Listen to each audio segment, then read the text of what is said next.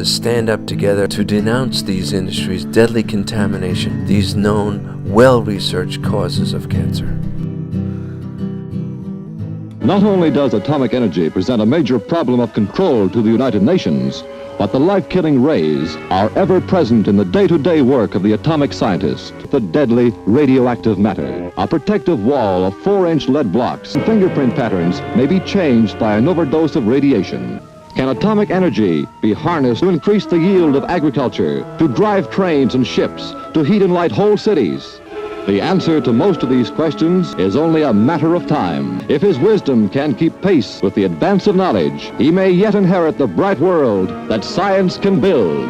You're looking at the world's first floating nuclear power station, a converted World War II Liberty ship, the Sturgis.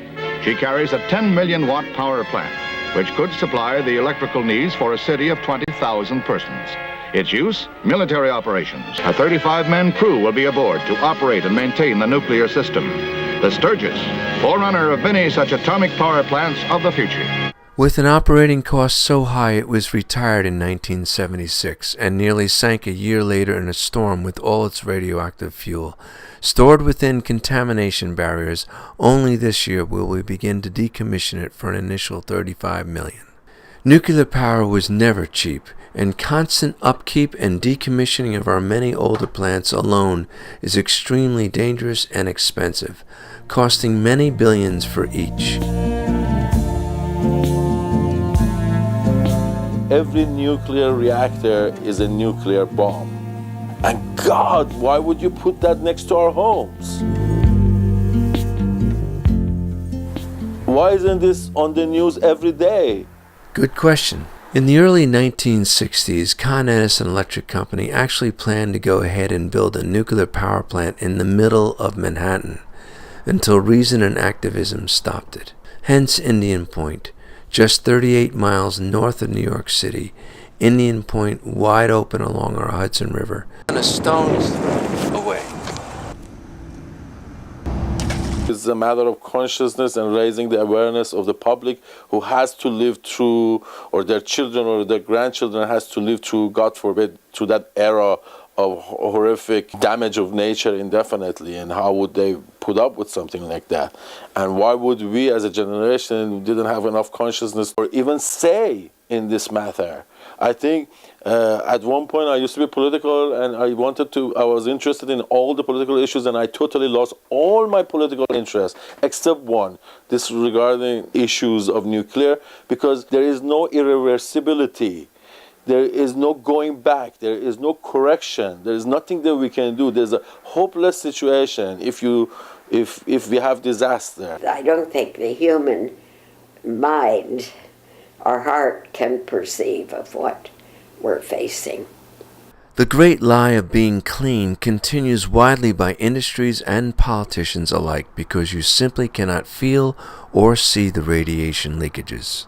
These plants are daily increasingly becoming an extremely dangerous long-term nuclear explosion problem. Yes, remove the labels of safe and clean, for they are neither and never have been. Despite the propaganda, we still have not made nuclear power safe.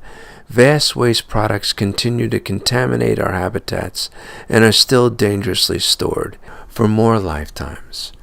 And we have the beyond disastrous consequences from any accident of man or nature. Operated for the United States Air Force by Lockheed Georgia Division. Months ago, this 11,000-acre site was only an expanse of wooded hills. Then the bulldozers moved in, which regular samplings of argon gas are made. Heavy concentration can result in a dangerous level of radioactivity. Downhill from the reactor, radioactive water will be held in this tank until it is safe to pump it to a seepage pit back in the hills. Over a half-century of secretly poisoning our earth and our children. It is critical to understand these power plants are a vital step in the making of weapons-grade material required for weapons of mass destruction. By only espousing the electricity plants generate, the arms industry is aided in hiding the essential role these reactors play in the nuclear weapons production cycle. Why countries like Saudi Arabia, with endless pure sunshine, would choose to rapidly build this technology over solar is ours to ponder. Iran is an earthquake country. I'm afraid for the future of Iran. God forbid if we had earthquakes or anything unexpected. U.S. nuclear power industries bemoan that because we have the highest safety standards and regulations, other nations' nuclear industries like Korean, China, and Russian are bounding ahead building and planning to build hundreds of new reactors, promising cheap electricity without the oversight and many regulations of U.S. plants, nor a verifiable international safety standard system. Russia's industry, for one, offering to build to anyone in the third world at no upfront cost. A great success story 60 miles from New York City is the Shoreham power plant. After building, it was shut down, stopped by a massive and informed public in Long Island. Residents preferred taking the billions of dollars of shared loss rather than risk their children's safety. Despite the untold costly cleanup efforts and all the promises and assurance, deception and avoidance of accountability rule. Fukushima, heartbreaking. Accidents are beyond any true calculable cost. Fukushima, as of this writing, remains highly unstable and a great danger to not just Japan but the world, with its contaminants measured in our fish along the west coast. Chernobyl from the 1980s remains a great unknown hazard, simply buried from view under concrete. Information remains restricted on their deadly pollution, not yet fully controlled. One common link between Fukushima, Chernobyl, and 3 Mile Island is denial and deception by those in charge, and a media supporting the corporate state interests.